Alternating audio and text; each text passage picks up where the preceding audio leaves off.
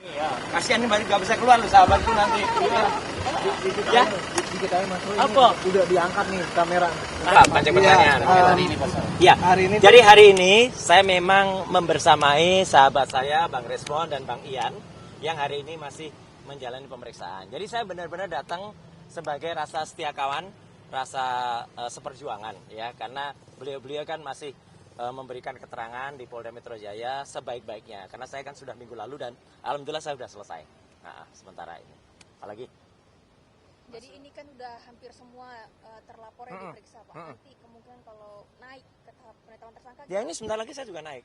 ke tahap selanjutnya penetapan tersangka gitu gimana tanggapan? Ya kita tunggu aja, tidak semua ya, tidak semua yang sifatnya penyelidikan naik ke penyidikan itu ada tersangkanya. Ya apalagi jadi jawaban-jawaban yang sementara saya kolek kemarin ya dari Pak Rizal Fadila itu juga menjawab atau menolak pemeriksaan karena kan belum ada lembar ijazah yang katanya disita itu kemudian diperlihatkan. Kalau saya menjawab sesuai dengan pertanyaan yang ada. Jadi ada 37 link, dari 37 lu saya tanya, yang ada hubungannya dengan saya ada berapa? Setengahnya ada enggak? Enggak ada.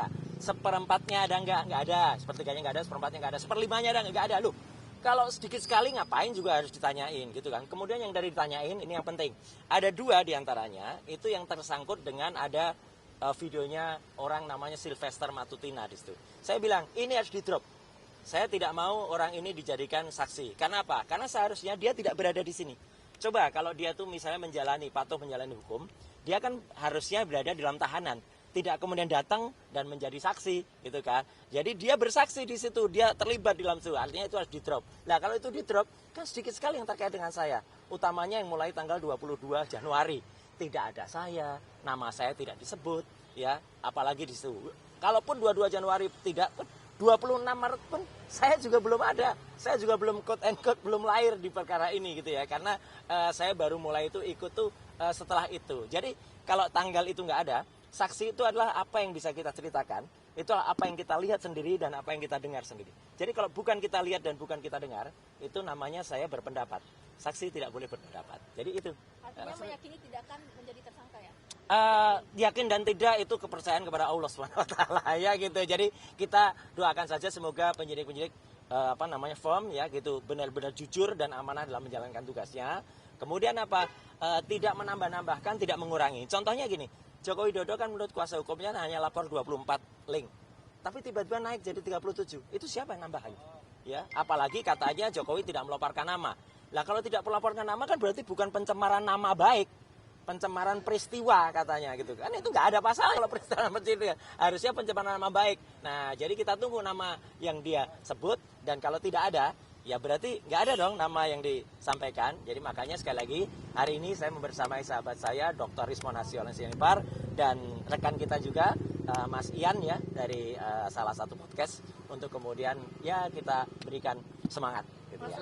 Rektor UGM yang bicara tentang Oke. kasus itu Ya bagus. Saya wajib menjawab ya. Karena apa? Saya satu-satunya orang yang disebut dalam podcast itu ya selain nama Joko Widodo. Jadi ada dua podcast ya. Ada dua rekaman. Satu rekaman sepanjang 3 menit 55 detik. Kemudian satu lagi rekaman sepanjang 33 menit sekian. Yang rekaman sepanjang 33 menit sekian itu di menit ke-31 lebih 7 detik nama saya disebut. Ya, jadi saya harus menjawab. Jawaban saya sepele.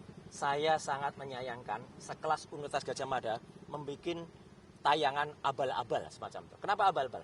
Satu, ya itu hanya naratif saja. Nggak ada bukti satupun yang ditampilkan. Nggak ada sama sekali. Jadi apakah masyarakat kemudian menjadi percaya? Justru tidak. Coba buktikan teman-teman. Lihat pada kolom-kolom komentar di bawah dua tayangan itu. Mostly semuanya itu malah, maaf ya, malah menjelek-jelekan atau malah komunikasian kepada UGM. Kalau saja itu ditampilkan dan sudah sangat terlambat seperti sekarang ini, harusnya tampilkan bukti dong. Gitu.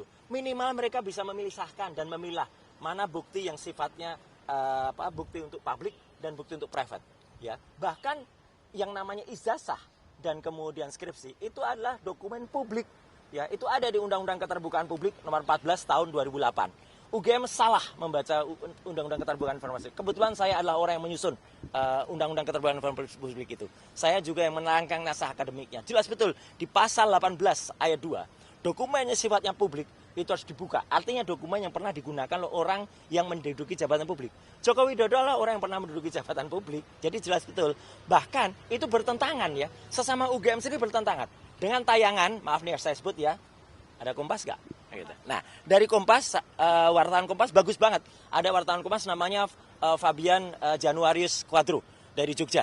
Ya, itu mewawancarai Mas Sigit Sunarta, Dekan Fakultas Kehutanan. Itu Pak Sigit Sunarta menunjukkan ijazah fotokopinya Jokowi. Bahkan menunjukkan ijazah fotokopinya Pak almarhum. Itu benar gitu loh. Karena itu sifatnya publik. Publik harus ditunjukkan. Skripsi juga harus dibuka.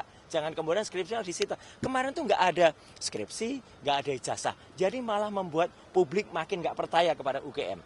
Terus yang penting lagi, pada menit ketiga, ya lebih 11 detik pusaran ini.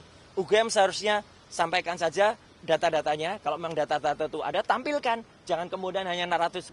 Jadi kemarin tuh statementnya UGM itu 1 udah terlambat, 2 hanya naratif, tidak ada nilainya sama sekali. Secara hukum sangat disayangkan dan saya pun selaku lulusan dari UGM, ya saya bilang lulusan ya, bukan yang alumni. Karena kalau alumni itu sekarang definisinya udah berubah.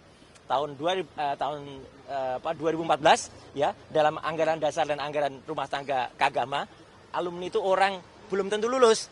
Masuk UGM sehari aja bisa alumni. Jadi saya nggak pakai istilah alumni lagi bagi saya. Lulusan UGM, saya sangat menyayangkan tayangan UGM itu. Benar-benar tidak berkualitas, bahkan menurut salah seorang wartawan senior, ya namanya Pak Lukas Warto, itu ketua AJI ya, Aliansi Jurnalis Independen, itu nggak ada bedanya dengan humas kecamatan ya dalam rangka membuat tayangan. UGM harusnya tidak seperti itu. UGM harus jelas detail, apalagi udah terlambat, apalagi udah banyak contoh. Kan bisa menampilkan ijazah kayak apa, KHS apa, KRS kayak apa. Gitu ya. Oke? Ya. Selamat bertugas teman-teman. Terima kasih. Ya, terima kasih.